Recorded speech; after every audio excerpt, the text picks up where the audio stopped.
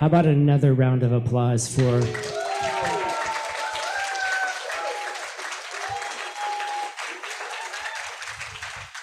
a great idea that started 30 years ago. 30 years ago, Geshe-la had the idea of bringing the ACI course, the monastic education that he had, the wisdom from the monastery, and to make it available in an accessible way to a New York audience.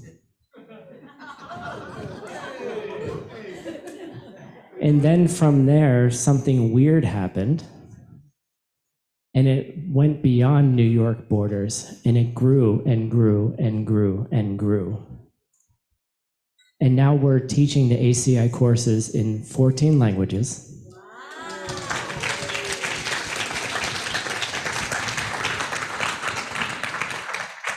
And we have over 25,000 students around the world studying currently.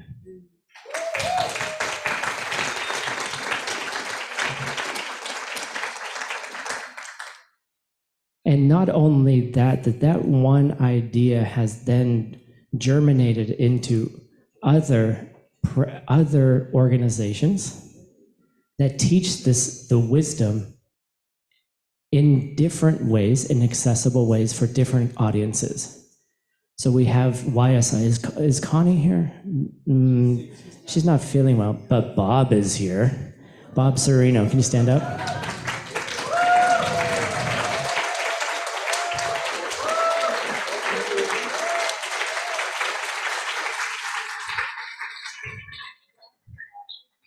Bob runs, along with Connie and Earl, an organization that teaches the wisdom through down dog, through the yoga asanas, and through all the philosophies of yoga. Is Seiji here? Well, Seiji's in an interview right now. Everyone's busy. This is what happens in our organizations. That organization, the Diamond Cutter Institute, teaches over 150,000 people the same wisdom in an accessible, modern way. Okay, 150,000. Okay, that's a big number, and you're all kind of quiet, like, yeah, there you go. Thank you. All right.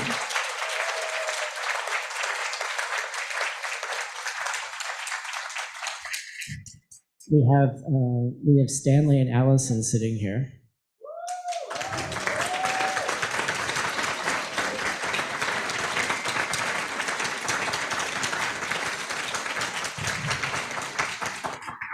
And they reach into an executive organization, into training executives, these same ideas.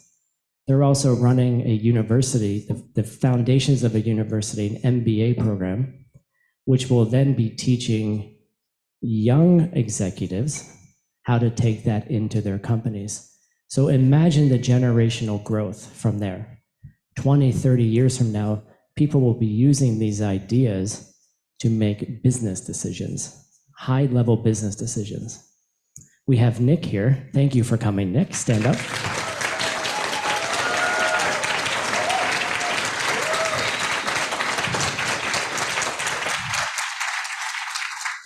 He runs the organization that translates the ancient material into English and then into other languages so that we have the fresh ideas, all these new ideas, things that we haven't even seen for generations in modern languages. So thank you, Nick, for making that possible.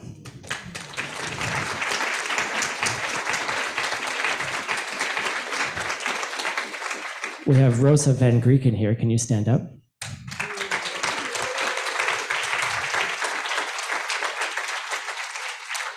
She publishes all the books and gets all the contracts to publish them in your languages as well. We have Rebecca Vinacour back here. She's teaching people the ancient languages.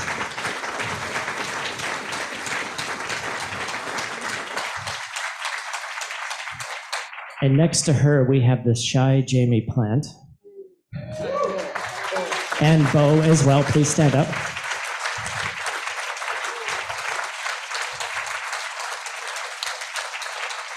And they are archiving all of the teachings since the beginning and making them accessible for free online. And I know there are many, many of you here who are doing work within our full network of teachings. And I just wanted you to capture this idea that it was an idea.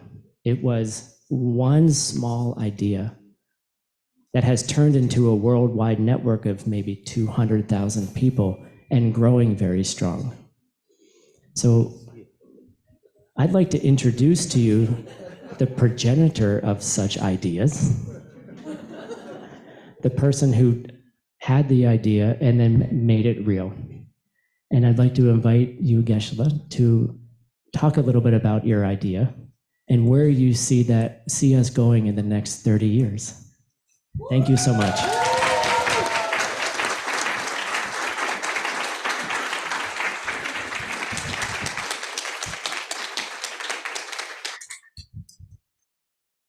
I wasn't ready to give this talk at all. I was preparing for the classes, but I will wing it. So when I was at Princeton, I was supposed to be a Christian priest. I was signed up for, I was signed up for, what do you call it? Seminary. And I was supposed to go there. And then I took a course from a professor named William LaFleur. And he had spent a lot of time in Japan. And he was a translator of ancient Japanese poetry, Saigyo. And Saigyo lived about 800 years ago, something like that. And he translated that Buddhist poetry for the first time for foreigners. And I took the class from him, and I was, really happy and really amazed by it. And then he taught dependent origination. Then he taught a book, a translation, a bad translation of the Wheel of Life book and all the 12 links. And it was totally confusing. And but I listened to it and I studied it. And then I had a chance to, do you want the real story? Yeah, that was during Vietnam War. And I was very much against the war. And a lot of us tried to help to stop it. And so we had found out that Princeton had a special research department, and they were designing new bombs for Vietnam and fire napalm. This looks like honey, and it's supposed to stick on your skin, and it's supposed to burn. It's fire. So it's a special kind of bomb called napalm, and they were actually designing it quietly at Princeton, and we were really upset. So we decided to close the factory. And we all went and we called the police before, because the week before, a lot of students were shot in Ohio. And so we were scared that they will shoot us, And so we called the police and we said, we're coming, 12 o'clock. We don't have any guns, and we are peaceful. And so we went there and we linked arms, and we tried to close we thought we'll just close it for one day. And we did, we closed it for one day. And then we all got arrested. And there's a nice picture somewhere I'll show you of the police dragging me to the jail. And so I was, we were put in jail, and those people, most of us stayed for 6 weeks or something in the jail. It's the worst jail. It's Trenton County Jail. It's the worst, most dangerous jail. And I was in the jail for just a few hours, and my Christian priest came, and he said, "That guy, let him out." So I got to go out, and I was disappointed. Everybody else have to stay for 6 weeks or something, and so I went out, and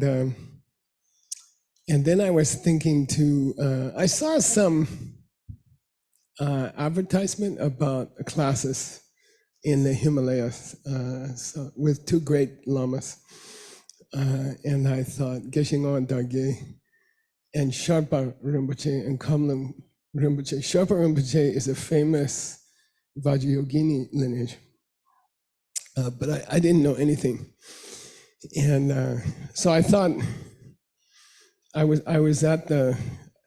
They asked me to come to the registrar, and they said, "Look, one more Vietnam thing, and you leaving Princeton forever.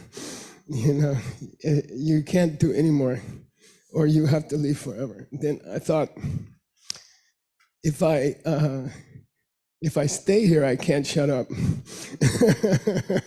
So I said, "How about I go to Himalayas, and I'll take the course there, and you give me my scholarship money," because I didn't have any money. And they said, "That's a good idea, and you go, and then we give you credit to go. You can graduate." And then I'm like, "Okay, that's good. Good for you. Good for me." So I went to Himalayas, and it was a hard trip. I didn't have any money, and I slept in these, what do you call it? Chatur Anna. Chatur Anna means, Anna used to be 8 annas per dollar, I think, per rupee. And then 6 rupees per dollar. So you figure it out. It's 10 cents to sleep in the bed. And yeah, with the bed bugs. And it's really funny because you sleep and you feel itchy, you know. And the bed is string. It's no mattress. It's a wood frame, and they have string. And like your hemp, very similar. And you sleep on this, and then bed bugs come out, and they eat on you at night. And when you wake up in the morning, they crawl on the wall, and they rest for the day, and they're full of your blood. They're big, fat, red things. If you hit them by accident, they pop like a balloon. And it's really difficult. And then I got really sick, and I spent a long time. There's a debate. Do you know this debate about prana? There's 5 vayus in the body, 5 winds. Apana vayu, it makes things to go out of your body, like pee-pee, poo-poo, menstruation, babies. All the prana in the body goes together and pushed down, apana vayu. And then there's udana vayu, which is for speaking and for coughing and vomiting. And so we had a big debate in the yoga school, was can 2 vayus operate at the same time? And I prove it's possible. Because many times I had diarrhea and vomit at the same time from the Indian food, and it was really, really bad. And so I started to go to the classes. The teacher was teaching Gampopa, which is like a early Lamrim, like that. And I studied that with him, and then they had a special class of Shantideva, which we will study today, this afternoon. And so I asked permission to go, and they said, no, you need Tibetan language. You have to know some Tibetan language to come to the class. But one of the translator, Lama, he's a close, we became close friends, Sharpa Rinpoche, who is the Chinle. He was a very high Vajrayogini lineage practitioner, Tenzin Chinle Shop. It's in the lineage prayer. So I went to him and I said, I really want to study Shantideva, you know. And he said, I'll help you, you know. And he said, just come to the examination. And it was an oral examination. And my teacher was Ngawan Darge, Geshe from Sarajay. And Sherpa Rinpoche was his translator, with another young Tuku. And they had studied in a place called Howell, New Jersey. And they had gone to Howell High School. And that's where they learned English. And so then they came home. And I went into the exam. I'm scared. I only knew one word of Tibetan. Is the first word Kelsala was Gyalpo, king. I don't know why, but I only know one word actually. And I sat in the exam, and so Rinpoche said, okay, you ready? And yeah, I said, but I'm looking at him like, I don't know anything, you know? And he says, Geshe Dog is sitting like this. And Sherpa Rinpoche said, what's the word for papa? And I said, no, he said, what's papa mean? And I'm like, father? And he said, good. Then he said, what's mama? I said, mother. He said, you pass.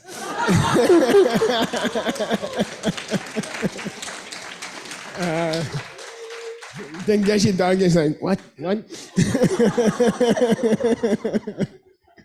And I got in the class, and we studied Shantideva.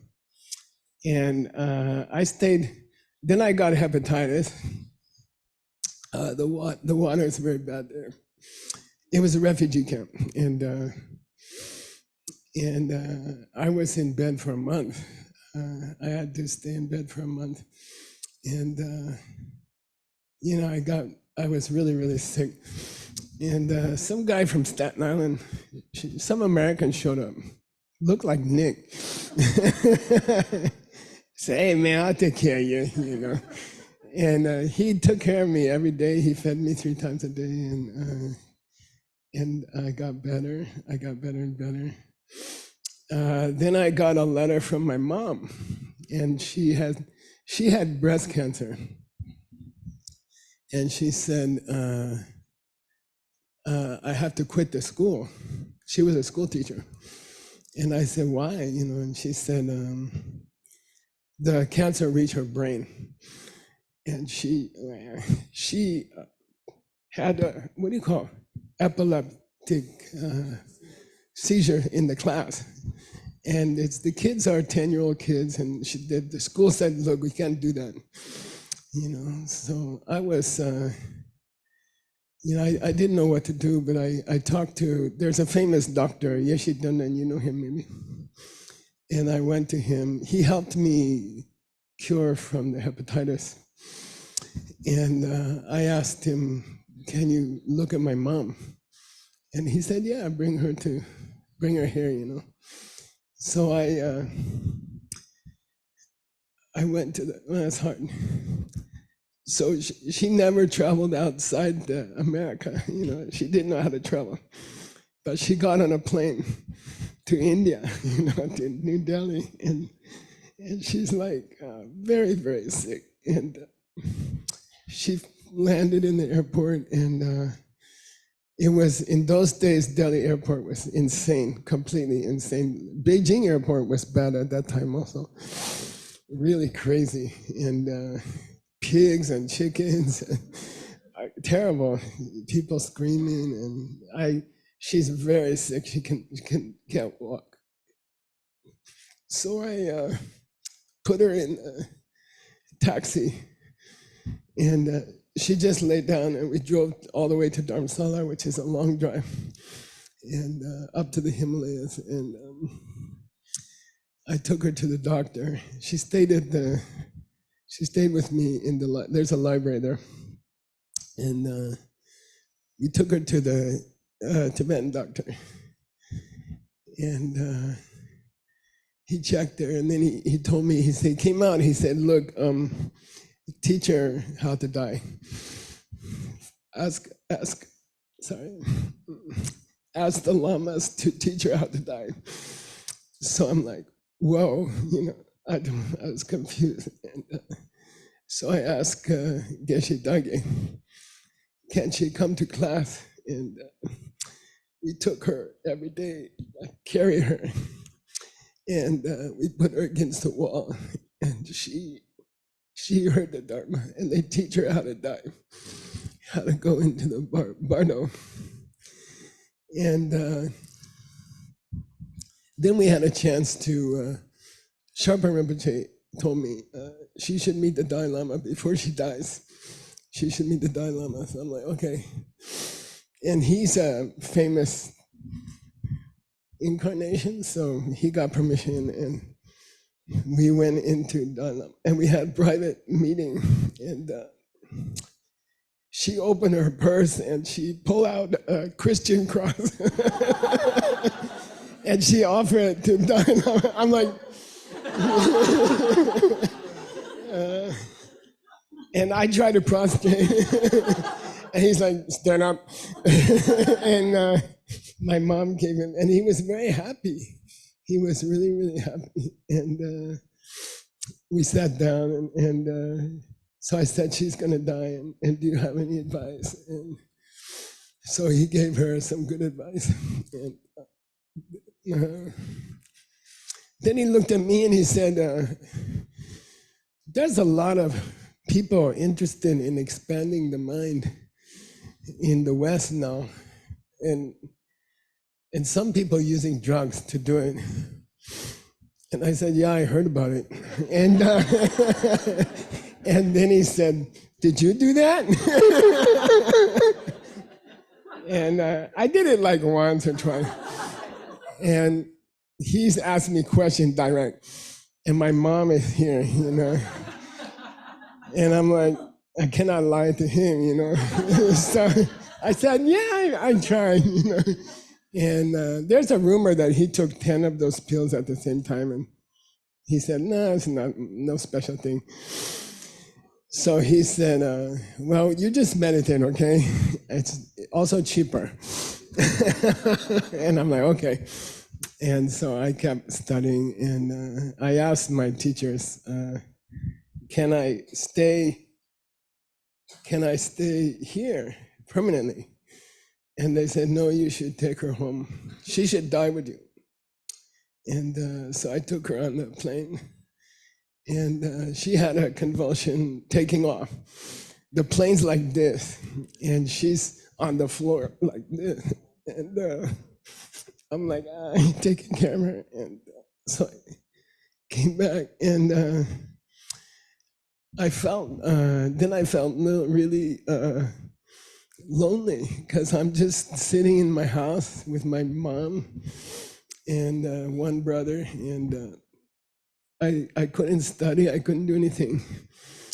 I'm just waiting. And so then I got some, I heard about this teacher close to Princeton, Then he's 1 hour from Princeton. And sometimes you go to India to find a teacher and you find out they are living at your house.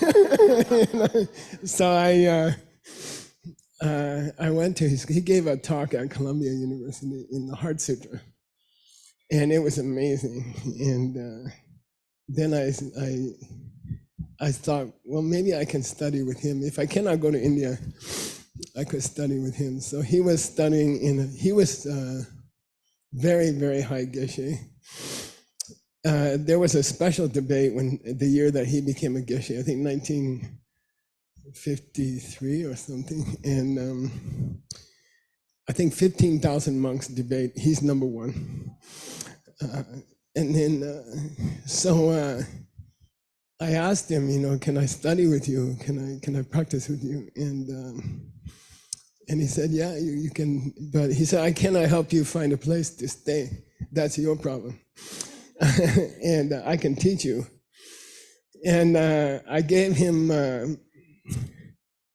when I met him, I gave him two things. I gave him my bank book, and I made dim sum for him, momo. I made a momo, and I offer him the momo and offer him bank book, and he takes the book, and he was sitting on his bed, and I was sitting on the floor, and he said, "What's this?" And I said, "That's my bank book. It's all my money." He said, "I don't need it," and he hit me. He hit me with the bank book. I'm like, "Okay," and he said, "I'll keep the momo," and I was so proud that I knew how to make momo. And I learned to speak Tibetan pretty fast in India, so I could speak with him. And then he said, I'll teach you for free, but you have to find a place to stay. And later, much later, he told me he'd taste one momo and throw the rest away. And it was funny. And then, I don't know, he said, there's a place, there's a garage. Somebody has a garage, empty garage. Ina is over here, Bill. He said, there's an empty garage, you can stay there. There's a guy living there. And it was just a cement floor. And one Mongolian, this whole community is Mongolian. And he was alcoholic, very bad alcoholic. And he crazy also. And he has many magazines, not dirty magazines, but like Life magazine. But he tears out all the supermodels and he puts them on the wall, like hundreds of supermodels. And he's totally drunk all the time. And there's no bed. And I have to sleep on the cement. And one night he went out to get some alcohol and he walked on the highway and then he got killed. And then I had the whole garage. And so I stayed there, and then my teacher said, okay, your first job is to be my assistant. And I'm going to Washington, D.C. And someone offered to pay for me to learn English. And I want to learn English. He's almost 60, so don't tell me you're too old to learn Tibetan. Right, Kelsang? So he said, you can be my driver. So we drove down to, and he's got offered to stay in a Sri Lanka monastery. Small, there's like 5 monks or something, in downtown Washington, D.C. And so I went with him, and he has to stay for 2 months or something and learn English at Georgetown University. And so he said, you can stay here with me. You can be my driver. And, so then I came, and all the monks look at me and they say, he cannot stay here. He's not a monk. And my teacher's like, but I need him, and they say he cannot stay here. And then he said, what am I going to do with him? And they said, there's a Japanese monastery across the street, Nichiren, very famous monastery. It was an embassy. of some country. It had like 20 rooms, big, a big mansion. And there's one old nun and one old monk living there, like 80 years old, you know. And I went there and I said, I need a place to sleep, you know. And he said, you can stay here, it's okay. But you have to do the prayers every morning with us. And I'm like, what's the prayer? Maybe you know. He said, Nam Myoho Renge Kyo, and which is the first line of the Lotus Sutra in Japanese, I guess. And I said, okay, let me ask my teacher, because I have to ask my teacher. And then he said, no Nam Myoho Renge Kyo, no stay. And I'm like, what time I have to do Nam Myoho Renge Kyo? 4 o'clock. You have to get up at 4 o'clock. And I said, how long I have to do Nam Myoho Renge Kyo? He said, 2 hours. And beat the drum, you know. And I'm like, oh man, let me ask my teacher. And so I went to ask my Lama, you know. They say I can stay there. I have to get up at 4 o'clock. I have to do 2 hours of Nam Myoho Renge Kyo. And is that okay? And he looked at me and said, what's the problem? And I'm like, is it fit our system? He said, if it don't fit, you can't sleep there, right? He said, it fits. Do 2 hours of Nam Myoho Renge Kyo. Yeah, I'm like, well, what should I think about? You know, he said, Lam Rim. You do the outline of the Lam Rim in your mind, you know, and you can just say the word, but keep meditating on Lam Rim. And it was fun. It was good. And when I left that place 2 months later, this old monk, he asked me to stay. And he asked me to be in charge of the place. And I said, I gotta go, you know. And but because he was going to walk across the United States with his drum, because he wants to bless America, and he did it. He walked to San Francisco from Washington D.C. He was not young. He walked the whole way, and he beat his drum, and then he came back. And then some professor came. He was from Georgetown, and he said he heard my teacher is a great teacher, and he said, I want to translate a famous Abhidharma Kosha commentary, and let's do it together. We can do it together. And my teacher's like, okay, we can do. Then I said, please let me sit in the class. You know, I'll sit in the back. And he said, okay, you can sit in the back. And he taught him twice a week or something like that for the whole 3 months. And I listened very carefully. And then the professor quit. He's kind of lazy, I think. He found out it's a 12-year project. Then I asked my teacher, can I translate it? Because I took notes and I understand everything. And he said, it's going to take 12 years. And I said, that's okay, I'm here.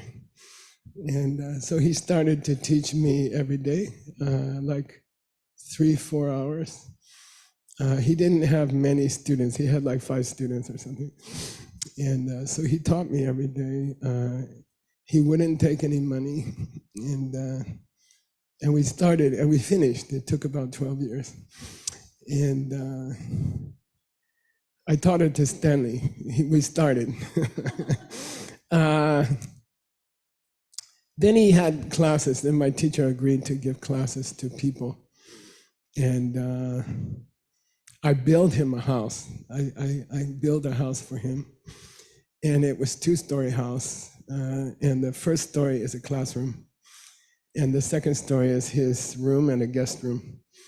And so then he started teaching people together in class, maybe 4 nights a week or something like that. And it was very frustrating because he would teach these great classics, and people would just drop in and then drop out. And they would come for 1 week, and then they wouldn't come for 2 weeks. And it was very frustrating. We couldn't make progress because the students were so unpredictable. And sometimes they would come, sometimes they wouldn't come. I still had private classes every day with him.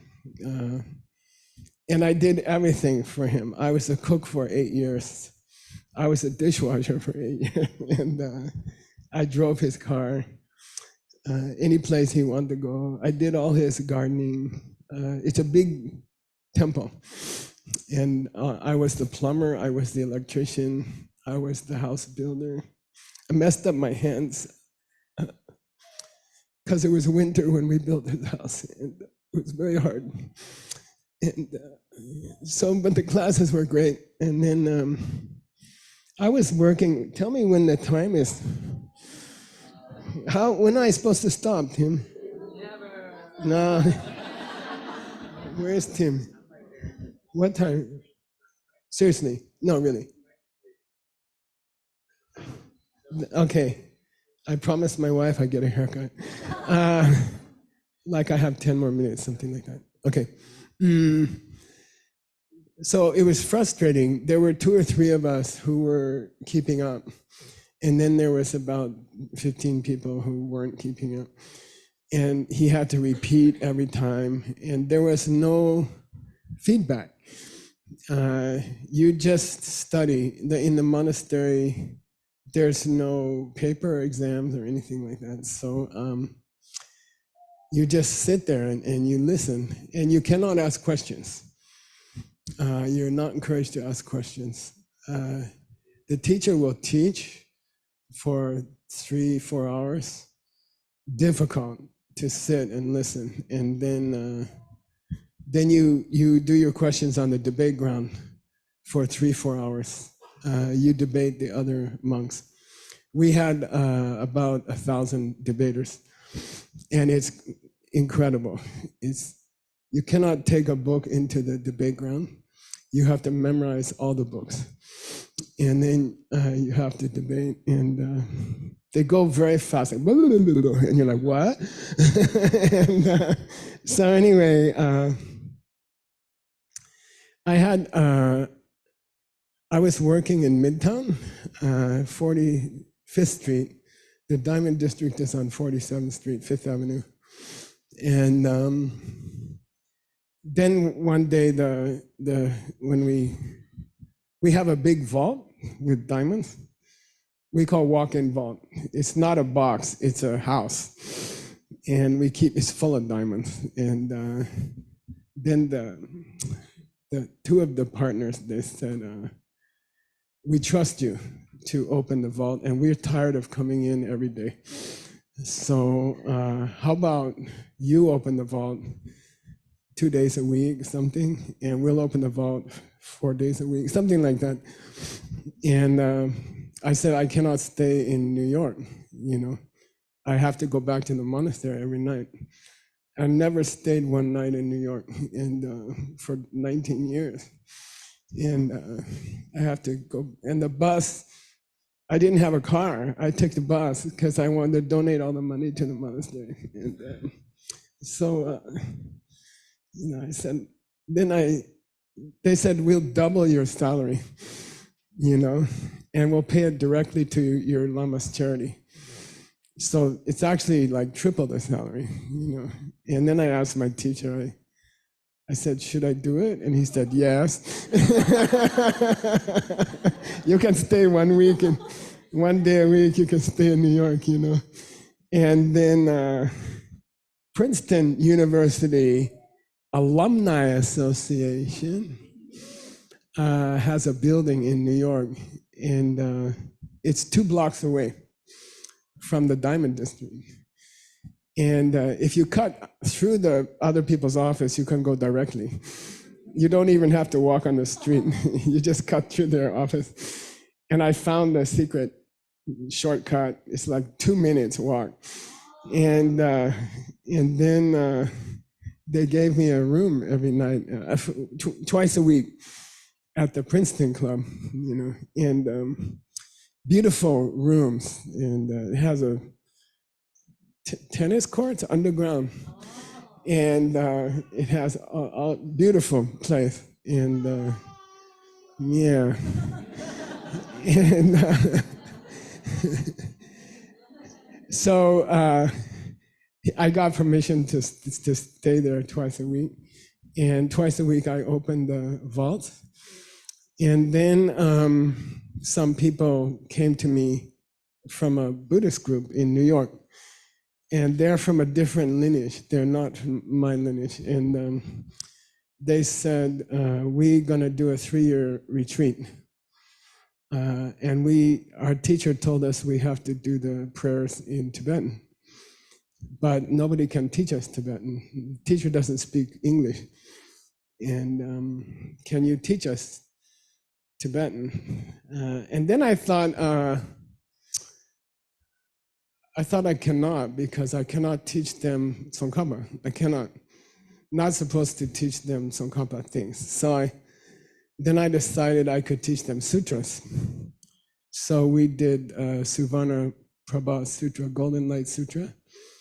And one of the big stories there is the story of the tiger, how Buddha gave his body to the lady tiger.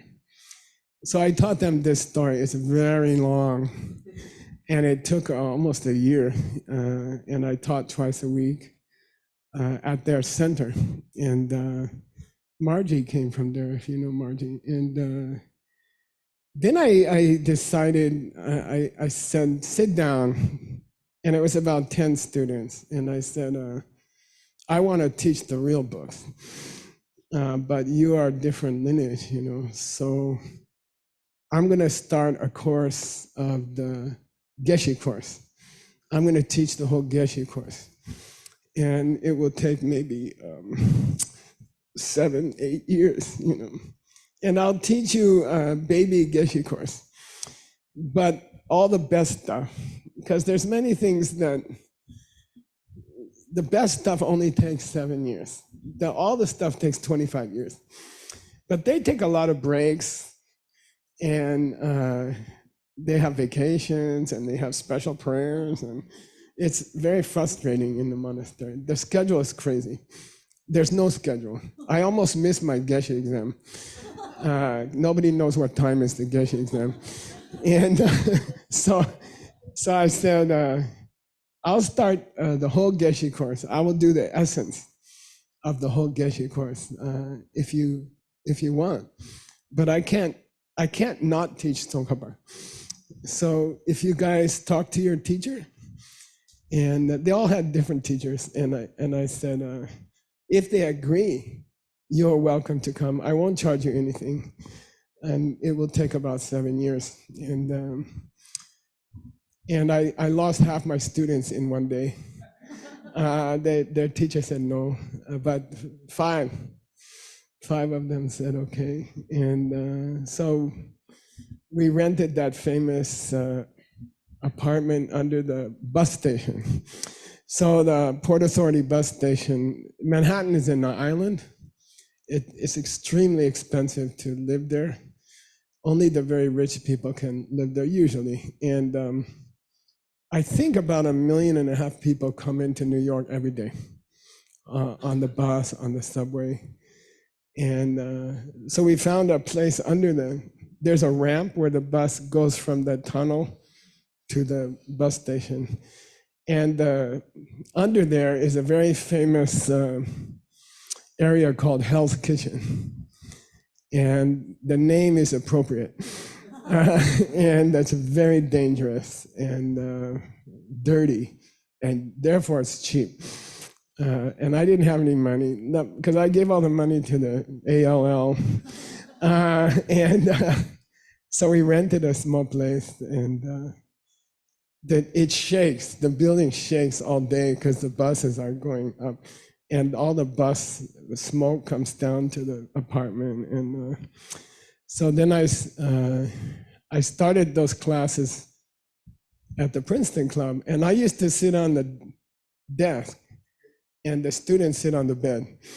And it was funny, we had like 10 people, so I sit on the dresser, and they sit on the bed. And I remember two of the first students were Black from Caribbean, Barbados, and Annie Pelma and Marie. And they became nuns later. They were diamond company people, and they both became nuns. And I remember I was teaching them, and Punso came, and Serge, and third one, yeah, Jimba. 3 Black guys came, and they look in the door and they're like, because the 2 ladies were really cute. And, Pelma was one of them. So immediately I had 5 people. They all became nuns and monks. And I used to sit on the dresser and teach them. We started ACI. Then we moved to the kitchen of the health kitchen. And I started to teach them. And I had one principle. And I heard Peter repeat it yesterday. I said, I'm tired of sitting in classes and people come sometimes and sometimes they don't come, or they come half an hour late, and my teacher has to keep repeating and repeating, and we can't make any progress. And I said, I'm gonna do a baby Geshe course.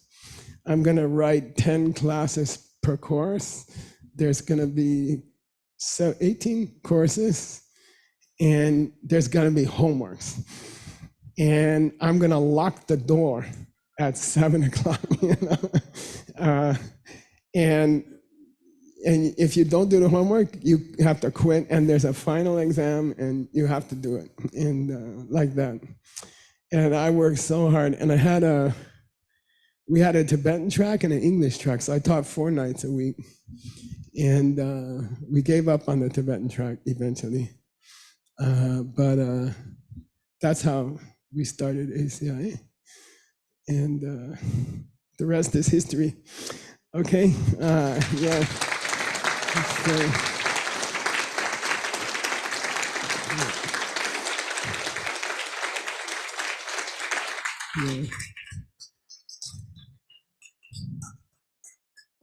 Then I did a 3-year retreat, and it was a very difficult night. I remember we were doing Shanti Deva, and I got up. By that time, the 5 people became 10, the 10 people became 20, the 20 people became 50, the 50 people became 80.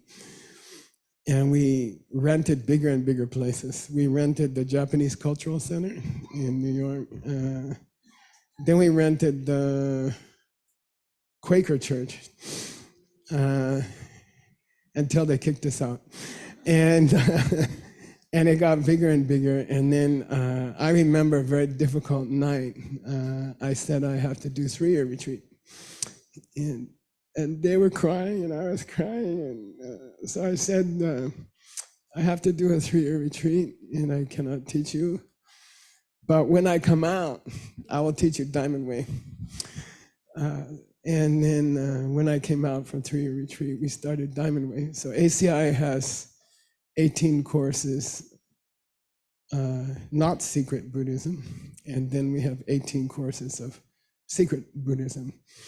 And if you pass the first 18, you get permission to go to the second 18. I made some exceptions in those years, and I regret them. Those people did not do well. And it's very, very good if you can finish the 18 courses. And one guy finished them in 1 weekend. And he copied the answer keys into the papers. You know who that. And I said no. So anyway, it's designed to take about 7 years for the 18 courses. And the Diamond Way is designed to take about 7 years. You can shorten it to 5 years or something. but you don't get the same training. You can finish in a year, but you won't learn it. It's meant to take at least 5 years. So 5 years in open teaching, and then you can start the diamond way teaching. And I stopped making exceptions. First, I made exceptions because the person looked special, or they were flying in the air or something.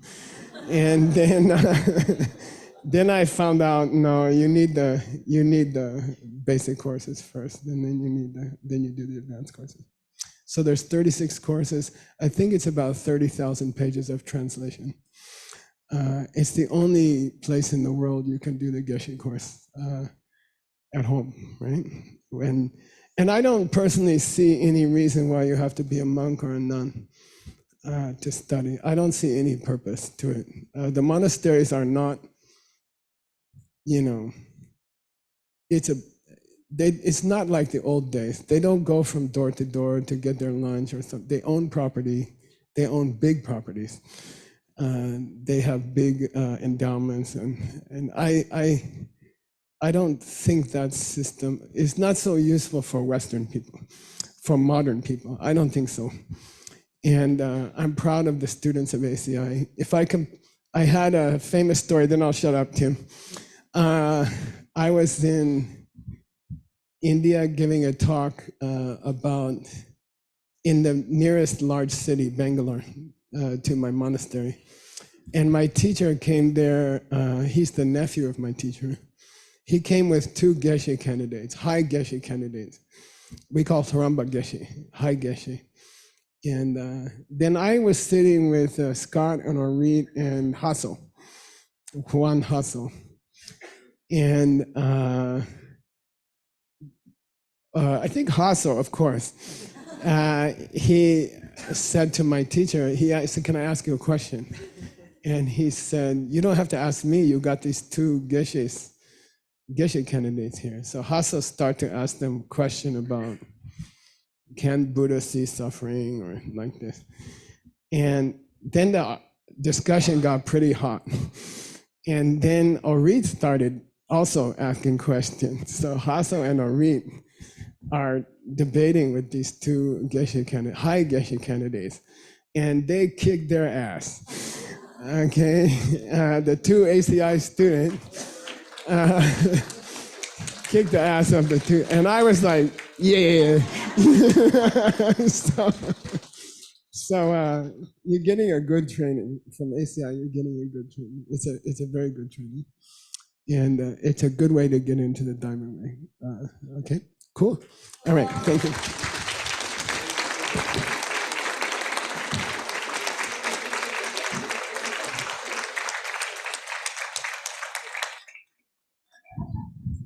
We just have one last thing before you have to go.